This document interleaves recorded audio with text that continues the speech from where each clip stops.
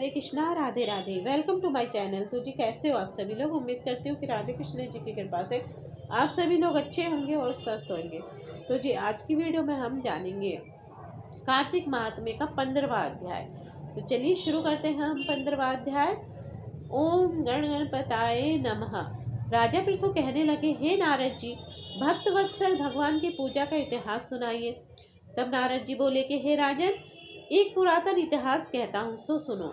पहले चोर नाम का एक राजा कांतिपुर नाम में राज्य करता था। उसके राज्य में कोई भी दुखी, पीड़ित तथा दरिद्री नहीं था। सारी प्रजा अत्यंत सुखी थी। उस राजा के नाम पर उस देश का नाम भी चोल देश पड़ गया। एक समय वे राजा बड़े बड़े मणि मुक्ताओं से भगवान की पूजा करके वही मंदिर पर बैठ गया। उसी समय उसी नगर के विष्णु शर्मा नाम वाले ब्राह्मण ने बहुत से तुलसी दल और जल से भगवान की पूजा की। उसकी तुलसी दलों से राजा द्वारा भगवान पे चढ़ाए गए मणि मुक्ता आदि ढक गए। ये देख राजा ने कुछ क्रोधित होकर ब्राह्मण से कहा कि हे विष्णु शर्मा, तुमको पूजा का कुछ भी ज्ञान नहीं है। तुमने मणि मुक्ताओं से की गई मेरी पूजा की शोभा को तुलसी दलों से ढककर समाप्त कर दिया। तब विष्णु शर्मा कहने लगा कि हे राजन, तुम अभिमान से युक्त हो, इसी कारण भगवान की पूजा को नहीं जानते। ब्राह्मण के ये वचन सुनकर राजा बड़े गर्व से कहने लगा, हे ब्राह्मण, तुम स्वयं दरिद्री हो, इसलिए भगवान की क्या पूजा करोगे? क्या तुमने भगवान का कोई स्थान बनवाया या कोई यज्ञ आदि किया? मैं सबके सामने कहता हूँ कि देखे, भगवान की भक्ति करके तुम पहले स्वर्ग में जाते हो या मैं जाता हूँ। इतना कहकर राजा ने गुंगल ऋषि को आचार्य बनाकर बड़े बड़े यज्ञ आरंभ कर दिए। साथ ही ब्राह्मणों को बहुत सा द्रव्य दान देने लगा। विष्णु शर्मा भी सदा की भांति भगवान का पूजन करता रहा। उसने 5 नियम लिए।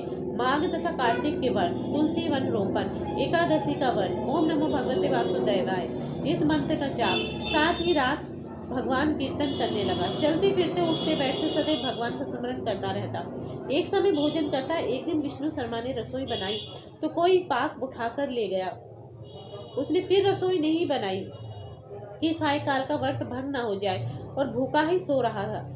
दूसरे दिन फिर रसोई बनाई तो जब भगवान का भोग लगाने गया तो फिर कोई पाक उठाकर ले गया। इसी प्रकार 7 दिन तक होता रहा। यद्यपि विष्णु शर्मा भूख के मारे व्याकुल हो गया, परंतु सत्संग के समय के भंग हो जाने के भय से दूसरी बार रसोई नहीं बनाई। वे यही सोचता रहा कि ना जाने कौन हमारा पाक उठा ले जाता है। भक्तों के इस आश्रय को छोड़कर जाना भी उसने ठीक नहीं समझा। फिर सोचा, अच्छा, आज मैं पूरी तरह ध्यान रखूंगा और देखूंगा कि कौन पाक उठाकर ले जाता है। ऐसा विचार कर वे एक स्थान में छुपकर बैठ गया। थोड़ी देर में वे क्या देखता है कि एक अति दुर्बल चांडाल, जिसका शरीर केवल अस्थियों का पिंजर बना हुआ था, छिपकर आया और वहां से पाक उठाकर चलने लगा। उसको देखकर विष्णु शर्मा के मन में अति दया उत्पन्न हुई और वह कहने लगा कि भैया, रूखा भोजन मत ले जाओ, मेरे पास थोड़ा सा घी है, वे भी लेते जाओ। ब्राह्मण के ये वचन सुनकर डरा हुआ वे चांडाल भागता हुआ ठोकर खाकर गिर गया। तभी विष्णु शर्मा भी उसके समीप पहुंच गया और एक वस्त्र लेकर उस पर हवा करने लगा। थोड़ी देर के बाद ब्राह्मण क्या देखता है कि उस चांडाल की जगह शंख, चक्र, गदा, पद्म तथा वनमालाधारी भगवान विष्णु के वहां लेटे हुए हैं। उसी समय ब्राह्मण ने भगवान के चरणों में गिरकर नमस्कार किया। तभी इंद्रादि देवता भी वहां पर आ गए। ऋषि लोग वेद मंत्रों से उनका पूजन करने लगे। तभी भगवान ने स्नेहपूर्वक उस ब्राह्मण का आलिंगन किया और उसको सारूप उक्ति प्रदान किया। तत्पश्चात अपने साथ विमान में बिठाकर बैकुंठ को ले गए। ये चरित्र देख के चोल राजा अत्यंत दुखी हुआ। उसने आश्चर्य गुंगल ऋषि को बुलाकर कहा कि ये सब क्या हो रहा है? जिसके द्वेष के कारण हमने ये सब यज्ञ किए, वे तो बैकुंठ को जा रहा है। क्या हमारे सब यज्ञ आदि निष्फल गए? इससे यही सिद्ध होता है कि भगवान यज्ञ आदि से नहीं बल्कि केवल भक्ति से ही प्रसन्न होते हैं। राजा आजीवन ब्रह्मचारी रहा था, इस कारण उसके कोई संतान नहीं थी।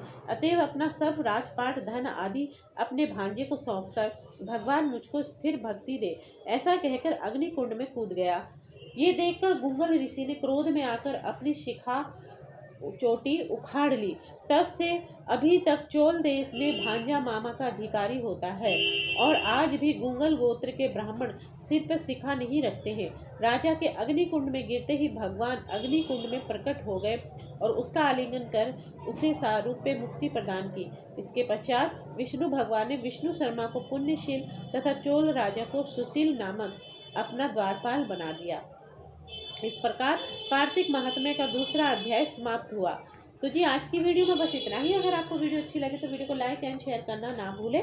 हरे कृष्णा, राधे राधे।